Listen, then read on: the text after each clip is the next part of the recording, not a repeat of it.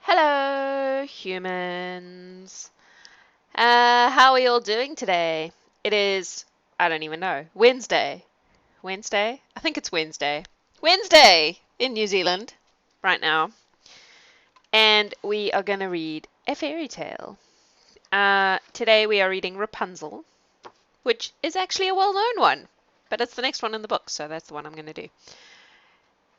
Rapunzel is actually one of my more, I wouldn't say favorite fairy tales, but I'm quite fond of it for many reasons. There's a lot of stuff in it that tickles my fancy, and I'm assuming that this version of it is going to have all the gruesome nonsense that is in so many versions of Rapunzel, because if anything about this book has taught us so far is that our friend Philip does not shy away from the bonkers aspects of fairy tales. So I'm going to assume that this version of Rapunzel is going to be like that too. I hope you're all doing okay. Things are really kind of nuts right now. I don't know about you. My mental health is like all over the fucking place. It's great. Anyway, my way of dealing with this is to just do the things anyway and hope that they make some kind of difference in the world. So that's what I'm working on. Yeah. Shall we read this story then, eh?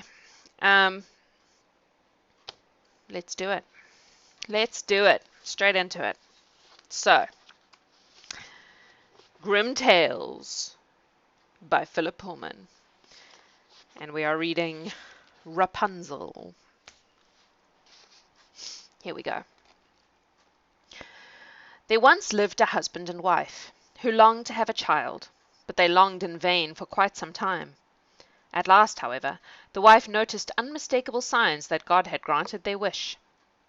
Now in the wall of their house there was a little window that overlooked a magnificent garden, full of every kind of fruit and vegetable. There was a high wall around that garden, and no one dared go into it, because it was the property of a very powerful witch who was feared by everyone. One day the woman was standing at that window, and she saw a bed of lamb's lettuce, or Rapunzel. It looked so fresh and so green that she longed to taste some, and this longing grew stronger every day, so that eventually she became really ill. Her husband was alarmed at her condition, and said, "My dear wife, what is the matter?" "Oh," she said, "if I can't have any of that Rapunzel in the garden behind our house, I'll die." I feel like she is very dramatic. The man loved his wife dearly, and he thought, rather than let her die, I must get her some of that Rapunzel. I don't care what it costs. So, as night was falling, he climbed over the high wall, and got into the witch's garden, where he pulled up a handful of Rapunzel. He scrambled back hastily and took it to his wife, who made it into a salad at once, and ate it hungrily. It tasted good. In fact, it tasted so good that her desire for it grew stronger and stronger, and she begged her husband to go and get some more. So once again, just as it was getting dark, he set off and climbed the wall. But when he set foot on the ground and turned to go to the bed of Rapunzel, he had a shock, for there was the witch standing in front of him. "So you're the wretch who's been stealing my Rapunzel," she said, glaring at him. "You'll pay for this, let me tell you." "That's fair," said the man. "I can't argue with that. But let me plead for mercy. I had to do this. My wife saw your Rapunzel from our window up there, and she felt a craving. You know how it is. And it was so strong she thought she might die if she couldn't have some. So I had no choice." The witch understood the reason. The anger went out of her expression, and she nodded. "I see," she said. "Well, if that's the case, you can have as much Rapunzel as you want. But there's a condition. The child your wife is bearing shall belong to me. It will be perfectly safe. I shall look after it like a mother." In his fear, the man agreed to this, and hurried back home with the Rapunzel. And when, in due course, the wife gave birth, the witch appeared by her bed and took up the little girl in her arms. "I name this child Rapunzel," she said, and vanished with her. Rapunzel grew up to become the most beautiful child the sun had ever shone on. When she was 12 years old, the witch took her into the depths of the forest, and shut her in a tower that had no door, no stairs, and no windows, except one very small one in a room right at the top. When the witch wanted to go in, she would call, "Rapunzel, Rapunzel, let down your hair." Rapunzel had beautiful hair, as fine as spun gold, and of the same lustrous colour. When she heard the witch calling, she untied her hair, and fastened it around the window hook before letting it down its full length all the way to the ground, 20 yards down, whereupon the witch climbed up it to her little room. After she had been in the tower for some years, it happened that the king's son was riding through the forest. As he came near the tower, he heard a song so lovely that he had to stop and listen to it. Of course, it was the lonely Rapunzel, singing to pass the time, and she had a sweet voice, too. The prince wanted to go up to her, but there was no door to be found. He was baffled, and he rode home, determined to come again and see if there was another way to get up the tower. I feel like this witch maybe had a point, given the prince's in this fairy tale land's propensity for just randomly waltzing into other people's houses. I'm just saying. Not that you should lock your child in a tower. That's, not a good solution to the problem, but I can sort of see where she's coming from. Next day he came back, but with no more success. Such a beautiful song and no singer to be seen.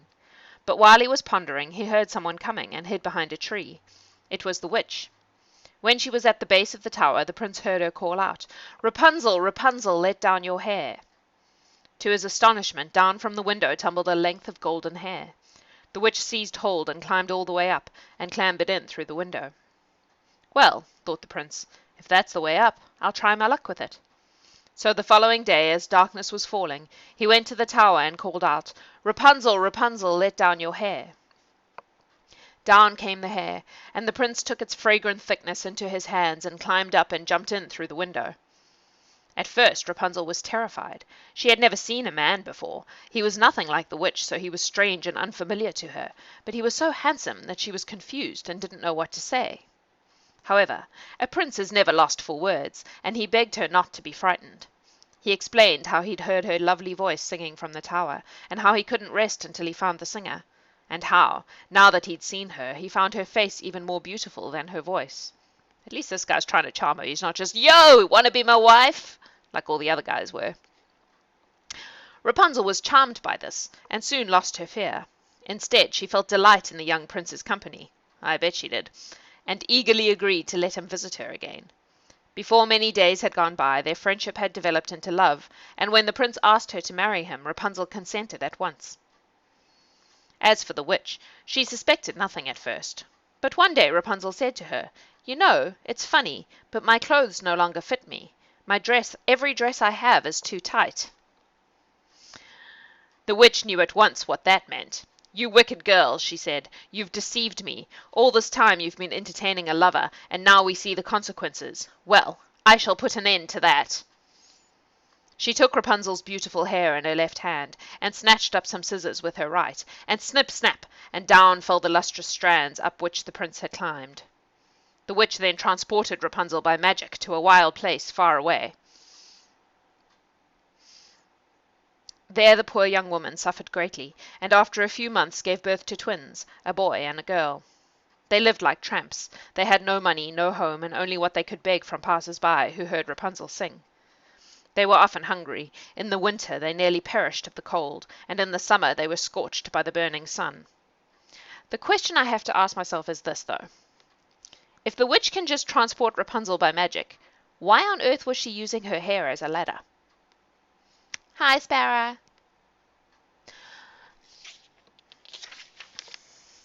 But back to the tower.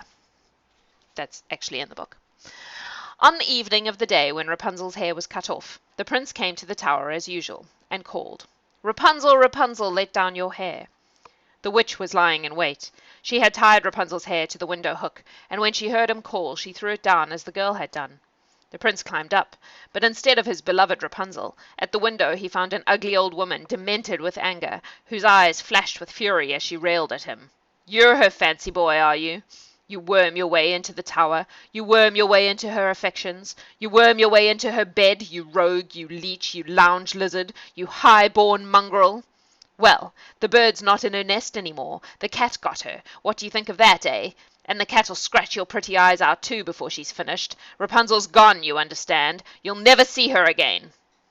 And the witch forced the prince backwards and backwards until he fell out of the window. A thorn bush broke his fall, but at the terrible cost of piercing his eyes. Blinded in body and broken in spirit, the prince wandered away. He lived as a beggar for some time, not knowing which country he was in. But one day he heard a familiar voice, a voice that he loved, and stumbled towards it. And as he did so, he heard two more voices joining in, the voices of children. And suddenly they stopped singing, for their mother Rapunzel had recognized the prince and was running towards him. They embraced, both of them crying with joy, and then two of Rapunzel's tears fell into the prince's eyes, and his vision became clear once more. He saw his dear Rapunzel, and he saw his two children for the first time. So, reunited, they travelled back to the prince's kingdom, where they were welcomed, and there they lived for the rest of their long and happy lives. The end. I enjoy Rapunzel because of the thing where the prince doesn't just show up and be like, "Yo, marry me." He like actually charms her and whatnot. Although he probably should have taken her away and married her before he got her pregnant. I'm just saying. But anyway, that's Rapunzel. What do you think? Do you have thoughts on the matter? It's not quite as bonkers as the others. That's probably why it's more famous than the others. Although when you think about it, hiding a girl in a tower and then blinding her lover is quite intense.